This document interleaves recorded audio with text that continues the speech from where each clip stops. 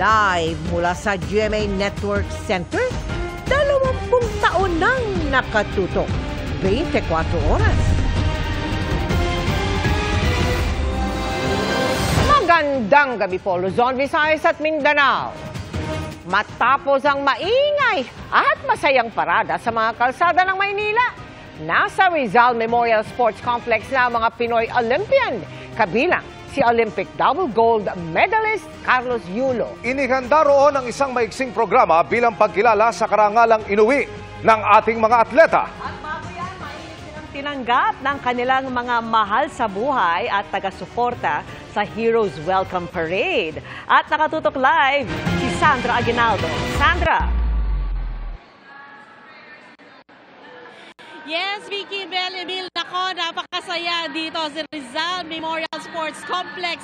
At isa-isa nga pong pakinakilala, katatapos lang, yung pong mga atleta, no, matapos sa kanilang parada, sila ay dumiretso dito at isa-isa po silang pinakilala. At sa bandang dulo, syempre, yung ating mga nagwagi ng medalya, kasama po si Nesty Petesio, Ira Villanueva, at ang pinakahuli ay si Carlos Yulo. Ngayon po, ongoing pa rin yung programa dito at nakita po natin kasama po sa nanonood dito ay ang mga kaanak, miyembro ng pamilya ng ating mga atleta at gayon din na nakita natin ang nobya ni Carlos Yulo na si Chloe ay narito rin.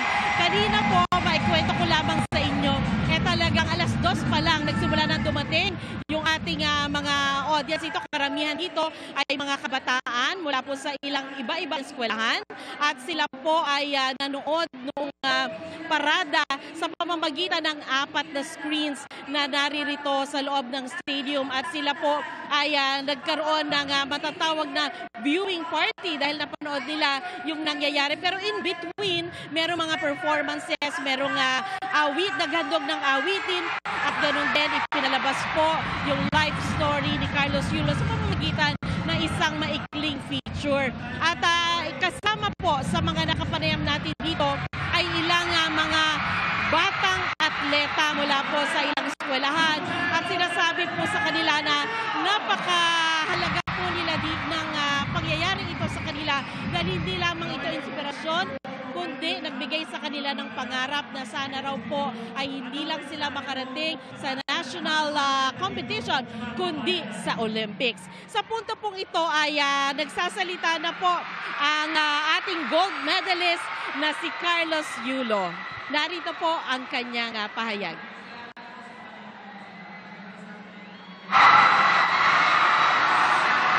Maraming salamat po sa Panginoon sa paggabay sa amin, pagbigay po ng lakas para ipagtaguyod yung mga pangarap namin sa buhay. Proud na proud ako sa mga nakatayo dito sa gilid ko. Grabe yung motivation po na nakukuha ko sa kanila at mga natututunan. Sobrang nakaka-inspira silang lahat. Mas gagalingan pa po namin sa mga susunod na competition at asahan nyo po na mas makakakuha po tayo ng mas maraming medal po. Nagpapasalamat po ako sa lahat ng mga taong sumusuporta sa amin. Grabe. Hindi ko na po alam anong masasabi ko pero maraming salamat po sa inyo lahat. God bless us all po. Carlos Yulo! Nakikita nyo po yung mga nagsi-cheer sa kanya. Kanina pa ho yan nagpa-practice para talaga maipadama ang init ng kanilang pagtanggap sa ating mga bayaning atleta. Yan muna po ang pinakaling ulat mula dito sa Rizal Memorial Stadium. Vicky, Mel? Maraming salamat sa iyo, Sandra Aguinaldo. Literal nangiting tagumpay ang Pinoy Olympians habang bumabati sa kanilang mga kababayan nating nag-abang sa kanilang taga-suporta sa Heroes Welcome Parade. At nakatutok live si Joseph Mora. Joseph! Yes, Vicky, mainit nga ang naging pagtanggap ng ating mga kababayan dito sa 16 natin ng mga Olympians na nagpakita ng galing sa 2024 Paris Olympics na kahit pa tirik na tirik ang araw maghapon kanina.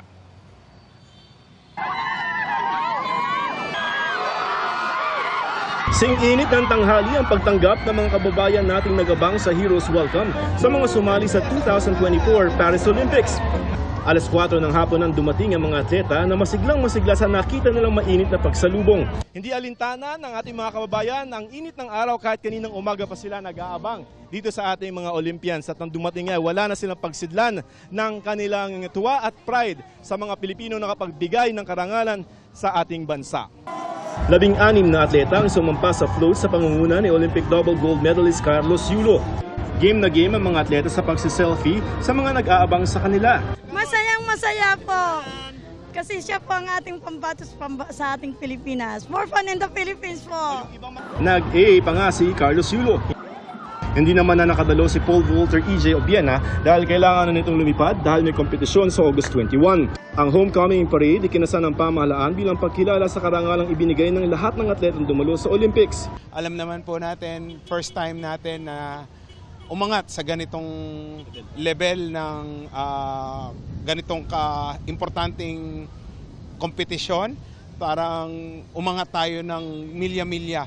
First time nating nakadalawang ginto at 2 bronze sa history ng 100 taon natin halos na pakikipagtunggali dito po sa Olympics. Umikot ng iba't ibang kalye sa Maynila ang parada at nagtapos sa Rizal Memorial Sports Complex.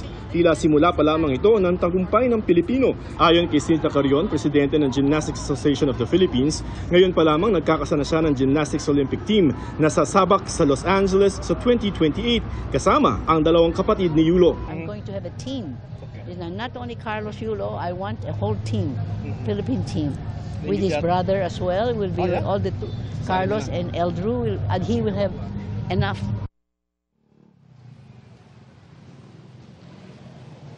Vicky, mukhang kailangan na nating masanay dito sa mga homecoming parade ng ating mga magagaling na mga atleta. At para lamang sa abiso sa publiko, kung kayo po ay dadaan dito sa bahagi ng Metro Manila sa P.O. Campo, medyo mabagal lang po ang daloy ng trapiko dahil patuloy pa rin yung programa na ginagawa para sa ating mga atletang Pinoy dito sa Maynila. Vicky? Maraming salamat sa iyo, Joseph Moro.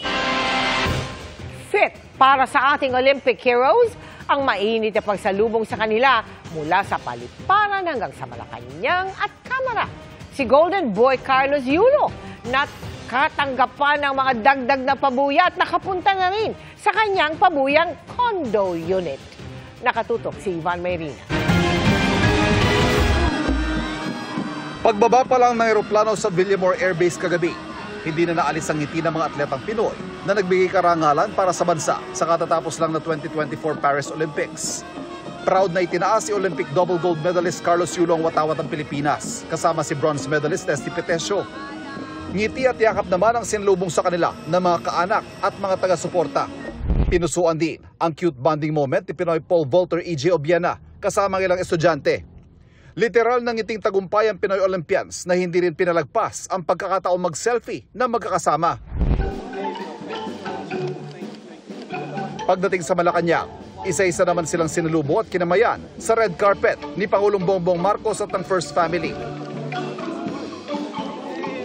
Sa awarding ceremony, ang 20 million pesos sa premyo ni Yulo, tinapatan ng parehong halaga ng Office of the President.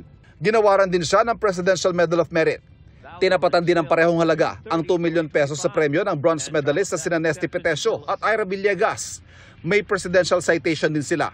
Ang Pangulo, may regalo rin para sa Pinoy Olympian na hindi nakapag-uwi ng medalya. Basta nag-Olympian, bigyan natin tigi 1 milyon, di ba?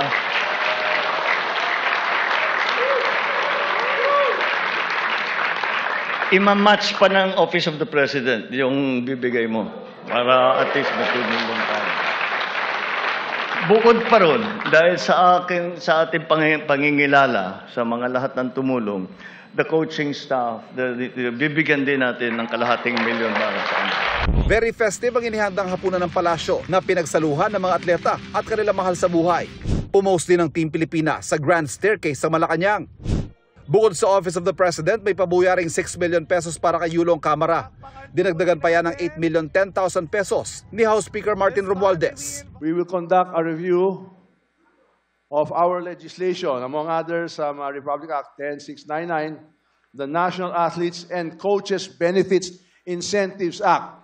Kailangan amendahan natin para may bibigay ng suporta at tulong po sa lahat ng mga atleta natin. Kanina may grand welcome din para kay Yulo sa Taguig, kung saan sakay siya ng gondola. Doon formal nang itinurn over kay Yulo ang pabuyang condo unit sa BGC.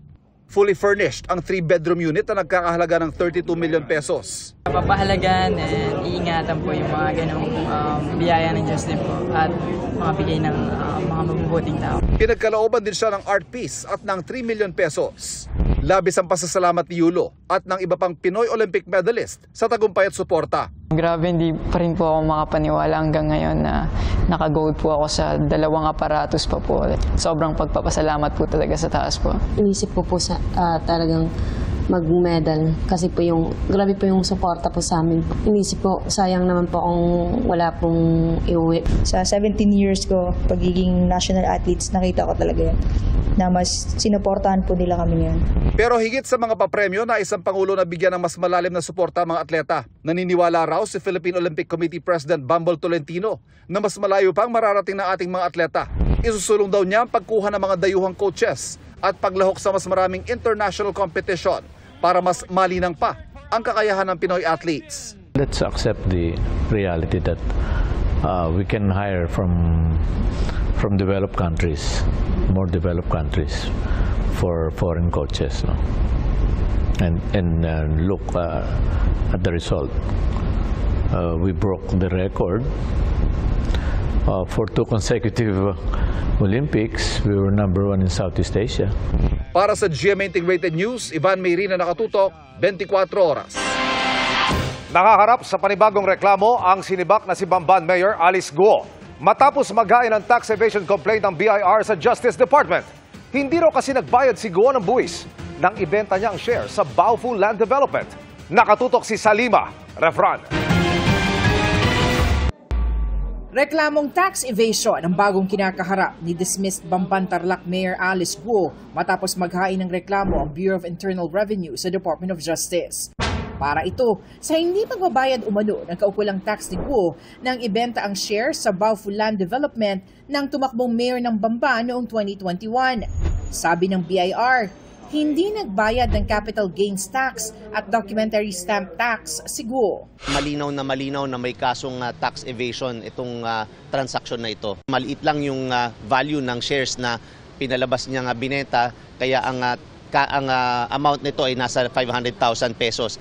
Ayon sa Presidential Anti-Organized Crime Commission o PAOK, binenta ni Guo ang 2.5 million shares niya noong 2021 sa halagang piso bawat share. Mababa talaga ang pagkakabenta ng shares at mukhang siyempre hindi masyadong tugma doon sa properties na pagmamay-ari ng Baofu Corporation. Kaya yan din ang isa pang aspeto na tinitingnan natin sa aming audit and investigation na ginagawa.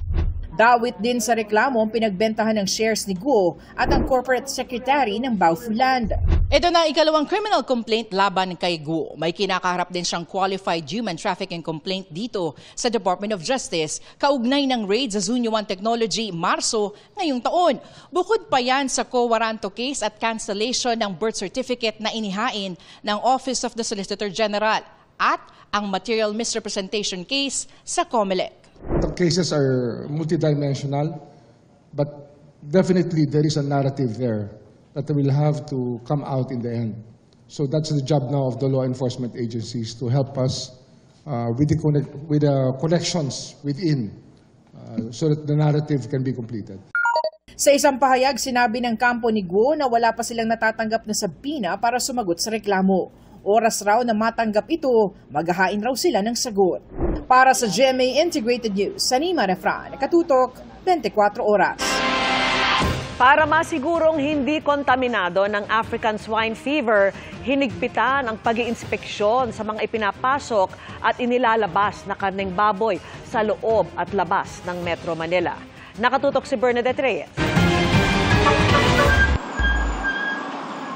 Isa-isang pinatatabi ang mga closed van na ito para inspeksyonin ang mga karga. Bukod sa mga dokumento gaya ng shipping permit at veterinary certificate, kung may kargang buhay na baboy, ini-inspeksyon kung may mga sintomas sa mga ito ng African swine fever. Pag maayos ang animals pero walang shipping permit, back to origin yun. Pero kahit maayos ang shipping permit pero makita ng ating quarantine officers na lethargic yung baboy. Pangalawa, may mga pantal, may mga sintomas. Kabisado naman ito ng mga quarantine officers natin. Pwedeng i-condemn yung mga animals after na matest. Ang van na ito hinold sa inspection site sa Commonwealth Avenue sa Quezon City dahil kulang ang dokumento. May NMS permit kami pero wala nung FDA transport permit. Okay naman po para ano po natin. Hindi ko maalat po yung sakit. Binibigyan namin sila ng 24 hours para i-produce po yung permit. Then pag once po na walang may produce na permit, antimano po, diretso confiscation na po. 4 na inspection sites ang inilagay dito sa Quezon City para maiwasan ang pagkalat ng mga sakit sa hayop gaya ng African swine fever. At ang isa sa mga ito, dito inilagay sa Laloma, Quezon City na tinaguri ang lechon capital of the Philippines. Wala namang problema kung maglagay sila ng ganyan para masiguro ng tao na ang binibili nila malinis. Siyempre, nag-iingat din kami. Hindi naman sila magtitinda pag may sakit ata eh. Siyempre, kaligtasan din ng paninda nila. Mayroon na ring inspection sites sa Valenzuela, Laguna, Batangas at Cavite. Sa susunod na linggo, sisimulan ng pagbabakuna sa Batangas, oras na dumating ang 10,000 ASF vaccines na binili ng pamahalaan sa pamamagitan ng emergency procurement. Voluntary ang programa para sa mga nais magpabakuna ng mga baboy. Meron tayong malakihang repopulation program sa Central Luzon, most especially Bulacan and Pampanga area. So we don't want to compromise yung ating repopulation program sa areas na to. Ayaw rin natin na pag may mga infected na makarating din dito pa, madagdagan pa sa Southern Luzon. Para sa GMA Integrated News, Bernadette Reyes, nakatutok 24 oras. Mas malaking pondo ang balak ilaan ng gobyerno para sa mga programang pang-ayuda sa ilalim ng panukalang 2025 National Budget base sa tinalakay ng Committee on Finance ng Senado. Tugon daw ito sa epekto ng inflation na pinakaramdam ng mga mahihirap. Nakatutok si Mav Gonzalez. May 591.8 billion pesos para sa ayuda sa panukalang 2025 national budget. Our poor constituents are very sensitive to the prices of food, especially the prices of rice. And this is something that I want to highlight because typically we only look at the national inflation, that's inflation that everyone feels. But it is obvious that the poorest segment of our society feels it much greater. In the budget for 2024, and it will be followed through in 2025, there are somewhat what we call ayuda programs, roughly about 560 billion in 2024. That is intended to assist 50% of all families nationwide. There are about 13 million families who should be benefiting from this. Ayon kay Budget Secretary Amina Pangandaman, para sa 2025, pinakamalaki ang alokasyon ng 4Ps na nasa 114.2 billion pesos. Pero wala sa 2025 ang kontrobersyal na akap o ayuda sa kapos ang kita program ng DSWD na nakatanggap ng 26.7 billion pesos ngayong 2024. One-time ayuda ito na 5,000 pesos para sa mga pamilyang kumikita ng hindi tataas sa 23,000 pesos sa isang buwan. Matatandaang wala ang akap sa bersyon ng 2024 budget na inaprubahan ng Senado pero ipinasok sa Bicameral Conference Committee nang hindi raw nalalaman ng ibang miyembro ng komite. Was that requested by the DSWD for year 2024? Sir, the NEP, hindi po, Madam Chair. Ganun din. It found its way into the GAA. Yes, Madam In Chair. 2024, not requested, found its way into the GAA. In 2025, also not requested. Yes, so, I can assure our minority leader, we will keep a watchful eye. Kung ano lang yung na-approve natin. Kahapon sinita rin ni Senador Risa Hontiveros ang paglilipat ng malaking tipak ng inaprubahang 2024 national budget ng Senado sa unprogrammed appropriations o yung wala pang tukoy na pagkukunan at mapupondohan lang kung may sobrang kita, foreign assistance o loan na makuha ang gobyerno. Kasama sa tinamaan ang ilang malalaking proyekto gaya ng flood control.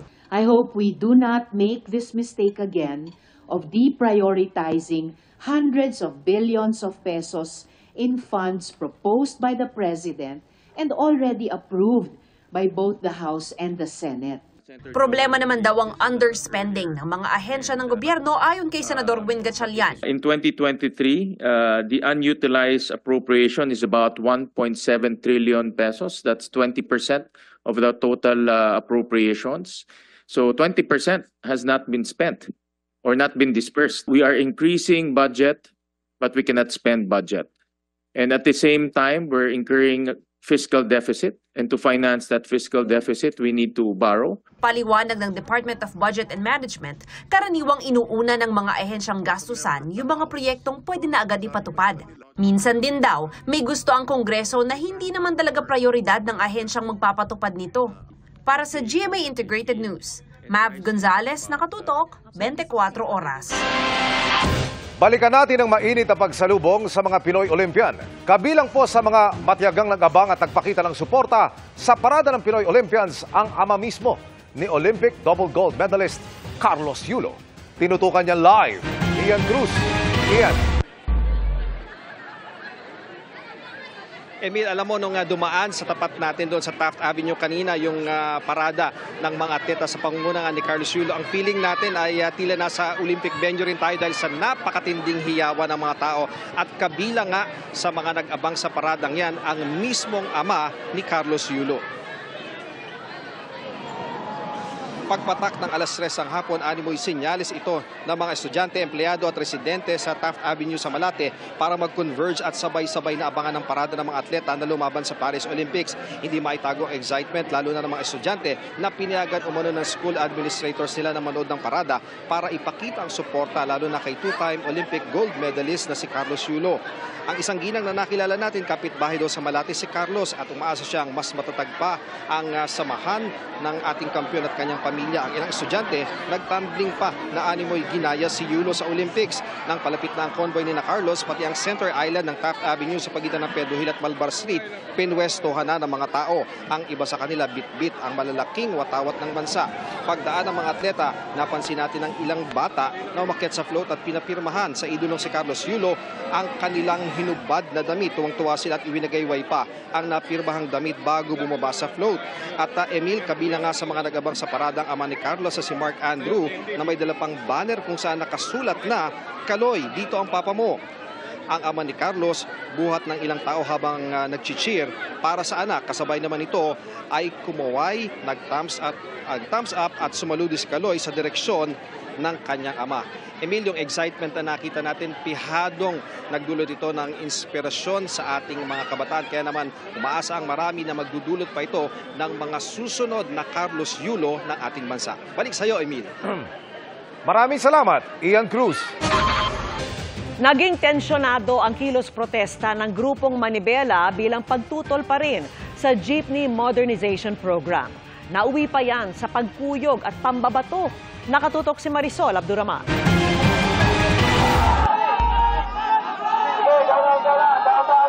Kasing init ng panahon ang sitwasyon kanina sa Welcome Rotonda sa gitna ng kilos protesta ng grupong Manibela para sa kanilang panawagan na no to jeepney phase out.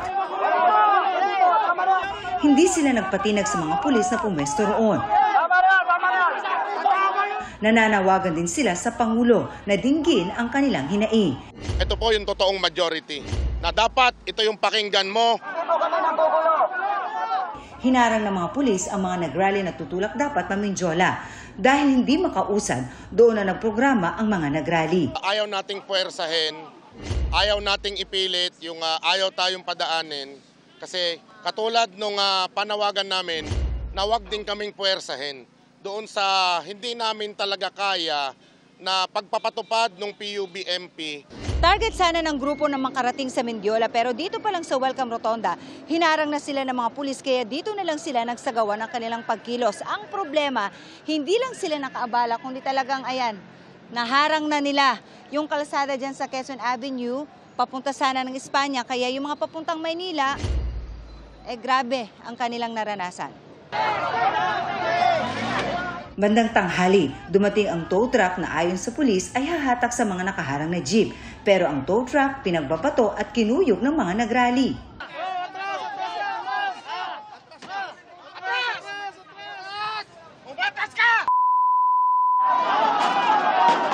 Ang ilan ng bato pa. Kasi bastusan po talaga. Nakikiraan kami. Ayaw nyo kaming paraanin. Tapos ngayon, ire-reker nyo kami. Ang mga nambato dinampot ng mga pulis. Pero paglilinaw ng ground commander, walang pag-arestong nangyari. Pinasipay lang kasi medyo nagkaroon na ng konti commotion doon.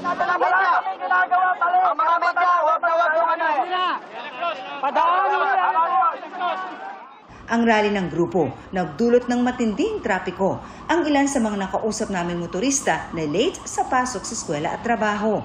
Perwisyo sila, boss! Perwisyo! Nakaka-perwisyo po sila sa ibang tao. May mga pasok pa po. Late na kami, alas 11 po pasok namin. No? Perwisyo din, kahit pa paano. Merong ilan na naiintindihan daw ang hinaing ng mga tsuper at operator. May pinaglalaban din naman sila. Pero giit ng grupo, hindi raw sila dapat ang sisihin kung bakit hindi nadaanan kanina ang Espanya southbound. Bago pa kami lumakad, bago pa kami magmarcha, sarado na po ang Espanya. Tumagal hanggang pasado alas 3 ng hapon ang programa roon bago nag-disperse ang grupo. Para sa GMA Integrated News, Marisol Abduraman, nakatuto 24 oras. Bumungos din ang suporta ng pamilya at mga kabarangay ni double Olympic gold medalist Carlos Yulo na nag-abang sa welcome parade kanina. Ang kanyang lola, masayang-masaya raw na muling masilayan ang apo. Live mula sa Malate, Maynila, nakatutok si Jonathan Andal. Jonathan. Emil, hanggang ngayon ramdam pa rin ang Carlos Yulo fever dito sa kanilang barangay sa 711 sa Leverisa Street sa Malate, Maynila. Kanina ay dumagsa yung kanyang mga kabarangay, yung mga kabarangay ni Kaloy na hindi magkamayaw sa pagsalubong sa kanilang double Olympic champion. May dala pa silang standee ni Kaloy. Halos mapuno ang Quirino Avenue sa dami ng nag-abang. Kasama dyan ang kanyang lola na si Angelita Pokis at mga kapatid nito. Masaya raw siya na nakita ulit ang apo. Bagamat hindi raw nagtagpo ang mata nila dahil nagbibigay ng autograph noon si Kaloy. Ano pakiramdam? Masaya.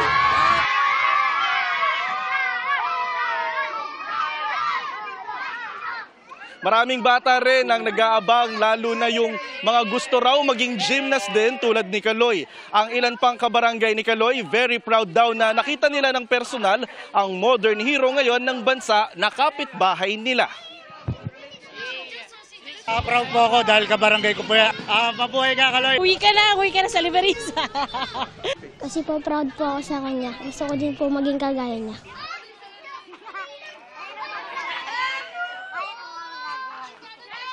Emil, sabi ng kapitan ng barangay, sa Sabado magkakaroon sila ng salo-salo rito para sa piyesta at para na rin daw sa pagdiriwang nila kay Kaloy. Mula rito sa Malate, Maynila, balik sa iyo, Emil. Maraming salamat, Jonathan Andal. Nadismaya ang Pinay Olympian golfer na si Dottie Ardina sa tila pagbaliktad niya sa kanya kaugnay ng viral video ng paglalabas niya ng hinaing sa anyay kakulangan ng uniform para sa Olympics. Sa video ni Ardina na nag-viral nitong weekend, pinapakita niya na dahil sa kawalan ng uniform, mano-mano ang pagdidikit niya ng Philippine flag sa kanilang damit. Sa isang post kagabi, sinabi ni Ardina na may nagpapatanggal sa kanya ng video pero hindi niya tinukoy kung sino. Sabi pa ni Ardina, tila sinisisi siya sa paglaki ng issue. Paglilinaw ni Dottie, walang dumating na competition uniform para sa kanila. Ang dumating lang daw ay mga collared shirt na hindi pang golf. Pero napilitan silang isuot dahil kailangang terno sila ng teammate na si Bianca Pagdanganan. Anya, may inutusang bumili ng panibagong mga t-shirt na pinalagyan ng Philippine flag pero nang dumating ito, hindi raw kasya sa kanila at nasa ilalim ng collar ang logo ng Pilipinas. Wala rin anyang ibinigay sa kanilang mga golf ball, head cover, gloves at golf umbrella. Panawagan ni Ardina, Sana raw ay hindi na maulit ang nangyari at magkaroon ng maayos na komunikasyon. Sana rin daw ay wala ng atletang Pilipinong anyay magbukhang busabos at kawawa. Bago nito, sinabi ng National Golf Association of the Philippines at ng Philippine Olympic Committee sa isang pahayag na naipit sa logistics provider ang mga uniform ng mga golfer mula sa sponsor kaya binilhan sila ng damit sa Paris. Pero pagdating ng mga uniform, isa lang ang nagkasya kay Ardina. Bibilhan daw dapat sila ulit ng sponsor pero nagdesisyon na si Ardina na bumili ng sarili nilang damit. Inspirasyon at pag-asa. Yan daw ang ibinigay ng Pinoy Olympians, lalo na si double Olympic gold medalist Carlos Yulo sa mga Pilipinong atleta. Kabilang sa mga nagabang sa parada ng Pinoy Olympians, ang mga estudyanteng atleta na gustong masilayan ng kanilang mga idolo. Yan ang tinutukan ni Mark Salazar. Marami sa mga taga-suporta ni Carlos Yulo na nag-abang sa Luneta ay mga estudyanteng atleta. Isa sa kanila si Gio Mislang, lumalaban sa track and field sa Nueva Ecija at matagal nang tagahanga ng buhay atleta ni Carlos Yulo. Sobra po akong na-inspire sa kanya sa pagte-training po niya, kung paano po siya nagsumika, paano po siya nagsibag sa pagte-training po niya. Sobra po akong natouch kasi kahit ako rin po, kahit simpleng player lang po ako, sobra po pong binibigay yung best ko kada training para makamit ko rin po yung gold medal. Artist din si Gio at si Carlos ang inspirasyon ng kanyang mga obra. Sobrang natouch po ako sa naging kwento po niya. Kaya mas inidolo ko pa po siya, kaya ginawa ko po siyang inspiration ko sa pagdodrawing na rin po. Kanina habang nag-iintay kay Carlos Yulo si Gio sa Luneta, nag-sketch muna siya ng Eiffel Tower ng Paris. Kahit hindi niya raw ito matapos, iaabot pa rin daw kay Carlos bilang regalo. Kung may pagkakataon po na may ibibigay ko yung painting ko, ibibigay ko po talaga siya. Sobrang sarap po sa pakiramdam bilang artist at athlete na rin po. Hanggang sa eto na, ang idolo ni Gio sakay ng malaking float na parang imposibleng lapitan.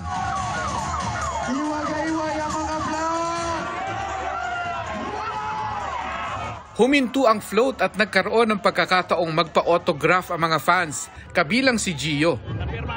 Wagi si Gio. Sulit pa yung pagod. Saya po. Thank you po. Makakita niyo lang po ito. Masaya na po ako. Tapos napirmahan niya pa po yung gawa ko kanina. Sabi nga ni Gio, idol si Carlos dahil binigyan niya ng pag-asa ang mga atleta na pwede palang umabot sa tuktok sa kabila ng mga limitasyon sa mga atleta sa Pilipinas. Para sa GMA Integrated News, Mark Salazar, nakatutok 24 oras. Samut-saring mukha ng pagiging proud at pagpupugay ang sumalubong sa mga pumarada kaninang Filipino Olympians. Game naman niyang sinuklian ng mga atleta sa iba't iba ring paraan. Nakatutok si Rafi Tipa. Rafi! Emil, kasing init ng panahon yung mainit na pagtanggap ng mga Pinoy sa Olympics sa homecoming parade para sa ating Paris Olympians sa kahaba ng Roas Boulevard at Taft Avenue kanina.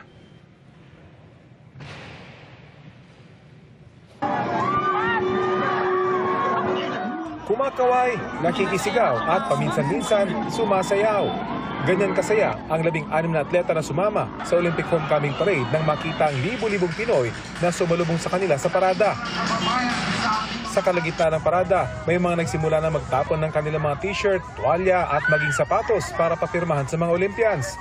Ang isang nakapagpapirma ng poster, walang pagsida ng tuwa na sa kabila ng dami ng tao, napapirmahan niya ang daladalang poster sa two-time Paris Olympics gold medalist na si Carlos Yulo. Sa kahabaan ng parada, may mga sumunod pa sa convoy habang binabagtas nito ang kahabaan ng Roas Boulevard. Ilang beses namang nagsaboy ng konfete ang helicopter ng Philippine Coast Guard at Philippine Air Force. Inabot ng kulang-kulang 2 oras ang parada. Ang mga construction worker na ito na hindi na makababa mula sa ginagawang gusali, todo kaway mula sa malayo. Ang isa namang ito, nagpakita ng kanyang gymnastics moves sa pagdaan ng motorcade ng mga Olympians. Sa kapal ng mga tao sa Taft Avenue, bahagyang bumagal ang motorcade. Pasado alas 6 na nakarating sa Rizal Memorial Stadium ang motorcade. Sa kabila ng mahabang oras na nakatayo sa initan, masaya pa rin ang mga Olympians sa kanilang pagbaba sa sinakyang motorcade truck. Email, mabilis na natapos yung programa dito sa Rizal Memorial Stadium, pero yung karanasan kanina sa parada, tiyak na tumatak hindi lang sa mga atleta kundi maging sa mga Pinoy na matyagang nanood at nag-abang sa parada. Yan ang latest mula dito sa Rizal Memorial Stadium. Emil? Maraming salamat, Rafi Tima. At yan ang mga balita ngayong Miyerkules. Ako po si Mel Tiangco. Ako po si Vicky Morales para sa mas malaking misyon. Para sa mas malawak na paglilingkod sa bayan, ako po si Emil Sumangil. Mula sa GMA Integrated News, ang News Authority ng Pilipino. Nakatuto kami 24 oras.